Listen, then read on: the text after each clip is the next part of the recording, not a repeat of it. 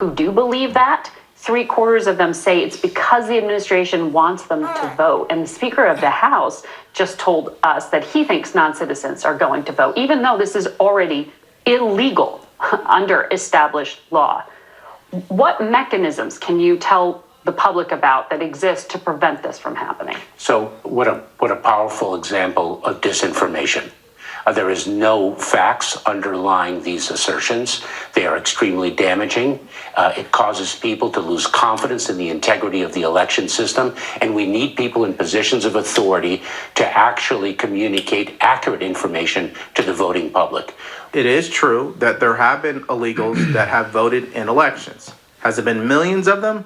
No, but it does happen. Just because something is illegal doesn't mean people won't do it, especially people who did not grow up in this country, people who are already criminals that have escaped their country and crossed over our border. Why would they follow the law? That doesn't make any sense. And as a matter of fact, if I was in their shoes, I would want to vote for Kamala Harris because I know I was only able to cross the border because of them. Why would I vote for former President Trump? I know he's going to come after me. It's just a lack of common sense from these people. And the numbers continue to add up, and they're continuing to report on these issues. Listen to this news story. New numbers from U.S. Customs and Border Protection show another dramatic increase in arrests at the Swanton sector. Officials say the average apprehensions went from about 1,000 to nearly 20,000 in just a 2-year period. These people are coming from roughly 97 different countries. The Swanton sector spans the northern border from St. Lawrence County all the way to New Hampshire. And that's the problem with the messaging from the Kamala Harris campaign, and especially the Democrats and the Trump deranged media, is that there's no facts in what they say. It's propaganda.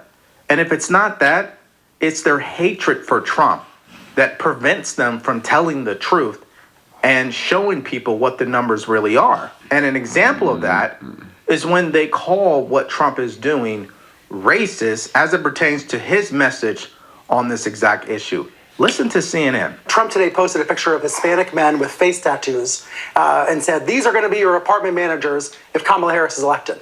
That's a racist appeal. Every American who ever took high school history class knows that when you're talking about vermin, you're talking about bloodlines, when you're talking about people being conquered, and Trump promising today to liberate Colorado, this sounds like Nazi rhetoric. This sounds like fascist rhetoric. It sounds like white supremacist rhetoric. Okay, so let's get this straight. It's racist if I was to post a picture of exactly the way that these gang members look that have taken over these apartment complexes in Aurora, Colorado. That's more of a problem than the actual action of these gang members doing things and terrorizing our own American citizens. Got it. That's why the media has become the enemy of the people. And that's why it doesn't matter what the media says, because at the end of the day, results tell the story. And when you have the Border Patrol Council come out and endorse former President Trump, I think that tells the full story of what's going on here. Look at this clip. On behalf of the 16,000 men and women represented by the National Border Patrol Council, we strongly support and endorse Donald J. Trump for President of the United States.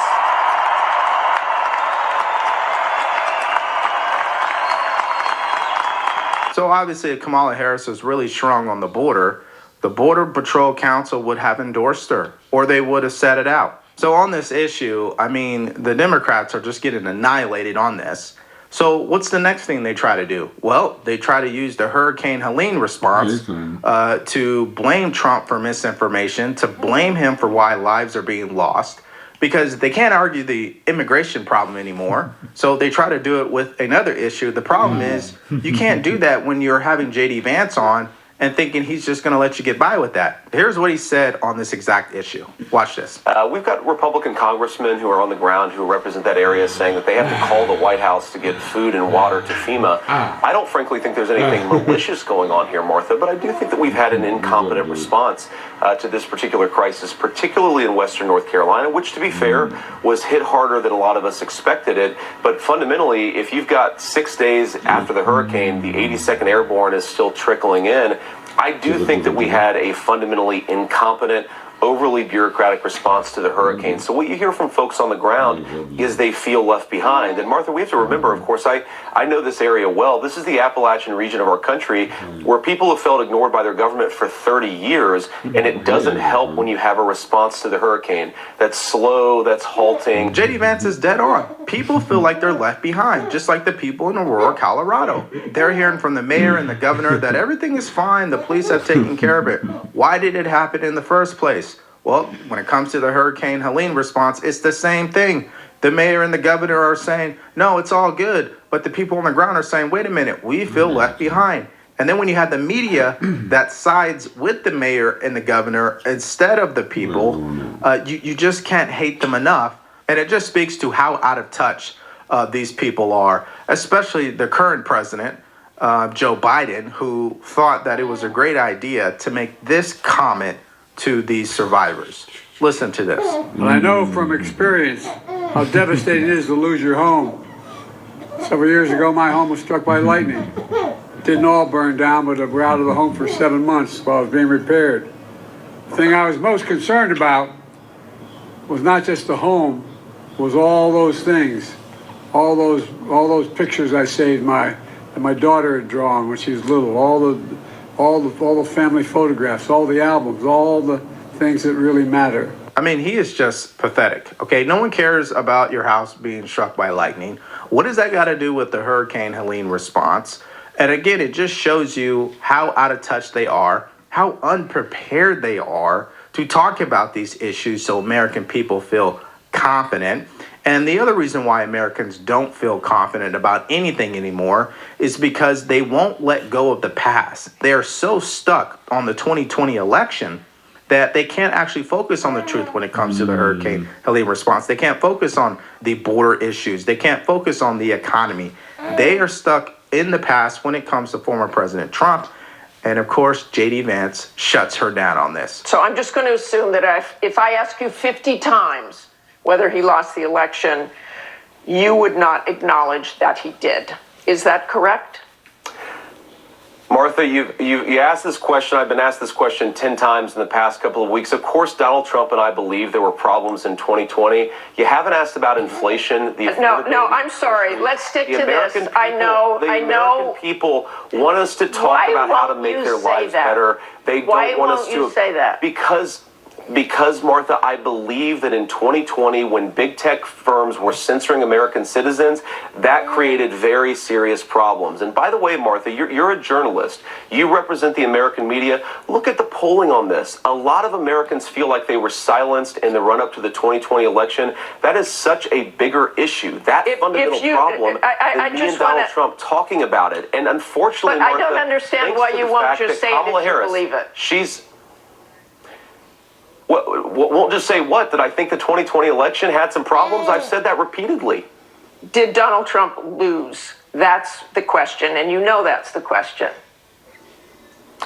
Martha, I've said repeatedly, I think the 2020 election had problems. You want to say rigged? You want to say he won? Use whatever vocabulary term you want. I want to focus on the fact that we had big technology firms censoring our fellow citizens in a way that violated our fundamental rights. The fact that you're so obsessed with what word I use to describe this phenomenon rather than the phenomenon itself suggests something very broken in the American media. If we want to restore trust in American elections and democracy, which I want to do, Martha, we have to talk openly about what happened in 2020. And most importantly, we've got to talk about what happened afterwards. Okay. Americans being unable to afford the basic necessities of middle-class life because Kamala Harris is in the White House. We're going to leave it right there. Okay, so if you're getting value from this video, do us a favor. Like, share, and subscribe to this channel.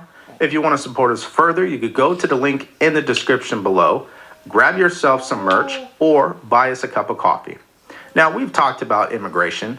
Okay, we see how the media feels about it, how they have no empathy for the people who have been impacted by it because they hate Trump that much.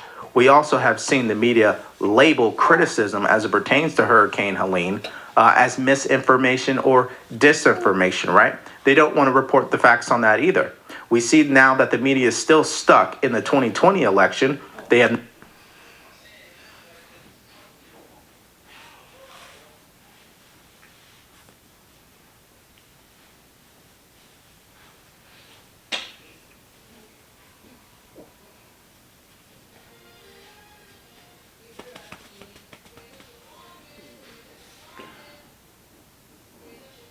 Standing up, buddy.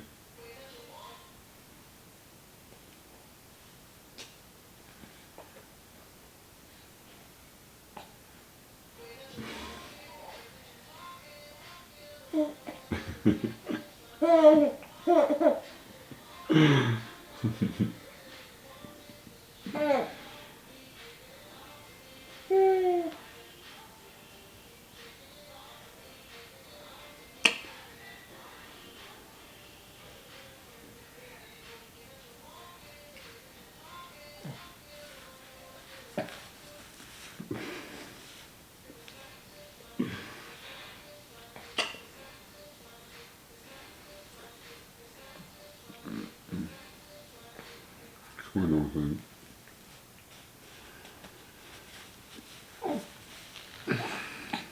Not moved on. And this leads to Kamala Harris's desperate attempt to stop the momentum that Trump has gained over the past couple of weeks after her disastrous week, by the way.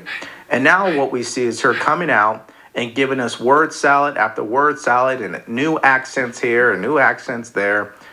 Listen, before I go any further, let me just play this clip to you and you tell me what you think.